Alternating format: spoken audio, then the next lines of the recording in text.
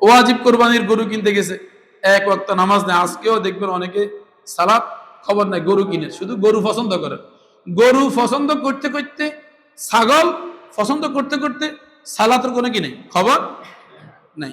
উনি আল্লাহকে খুশি করার জন্য দিচ্ছে, আল্লাহকে খুশি করার জন্য দিলে তো আগে কি সালাত, পরে কি কোরবানি।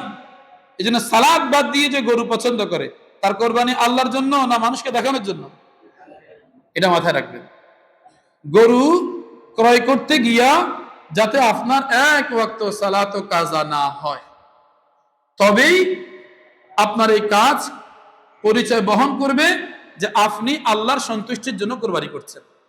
কোরবানির আদেশটা আল্লাহ পাক করেছেন সূরা কাউসারে, কোরআনে কারীমের সর্বকনিষ্ঠ সূরা। এই আদেশ করার সময় আল্লাহ পাক কি বলেছেন খেয়াল করেন, ইন্না আতাইনা কাল কাউসার, হে নবী আমি আপনাকে কাউসার দিয়েছি। এখন কৃতজ্ঞতা আদায় করবেন, কিভাবে করবেন? ফাসাল্লি লিরাব্বিকা ওয়ানহার, আপনি সালাত পড়ুন এবং আপনি কোরবানি করুন। খুব খেয়াল করেন, আপনি সালাত পড়ুন এবং আপনি আগে সালাত না আগে কোরবানি? ফরজ সালাতও আগে, ঈদের সালাতও আগে। ঈদের সালাতের আগে যদি কেউ প্রাণী জবাই করে কোরবানি হবে না।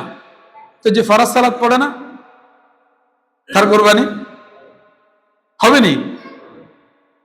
আপনারা ফতোয়া দিয়ে এখন বেনামাজির সাথে কোরবানি দিবেন কিনা চিন্তা করে নিয়ে, আমার কথা বুঝেন নাই। আগে সালাত না আগে কোরবানি? আগে সালাত, ফরজ সালাতও আগে, ঈদের সালাতও আগে। এখন যে সালাত পড়ে না তার কোরবানি কিসের? যে সালাত পড়ে না তার কোরবানি কিসের? এই জন্য বেনামাজির সাথে কোরবানি না দেওয়াটাই শ্রেয়, কারণ কবুল না হওয়ার সম্ভাবনাই বেশি।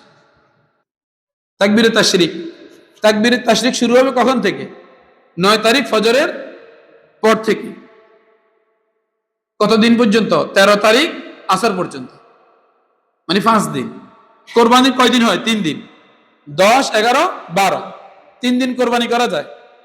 এই মাসআলা অনেকে জানে না, এই জন্য আমাদের দেশে গরু ছাগল নিয়ে চিন্তা বেশি হয়। এখন শেষ বাজারে পাই নাই, ফেরেশান, কালকে কোরবানি কি দিয়ে করবে? না, কোরবানি কয়দিন হয়? 10, 11, 12। 12 তারিখ সূর্যাস্ত পর্যন্ত আপনি কোরবানি করতে পারবেন। 12 তারিখ সূর্যাস্ত পর্যন্ত কি করা যাবে?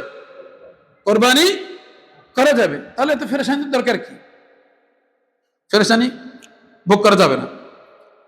আর তাকবীরে তাশরিক হচ্ছে 5 দিন, মানে এই 3 দিনের আগে একদিন পরে একদিন। 9 তারিখ ফজর থেকে শুরু হবে, 13 তারিখ আসরে গিয়ে শেষ হবে। প্রত্যেক ফরজ সালাতের পরে তাকবীরে তাশরিক জোর আওয়াজে একবার পড়া ওয়াজিব।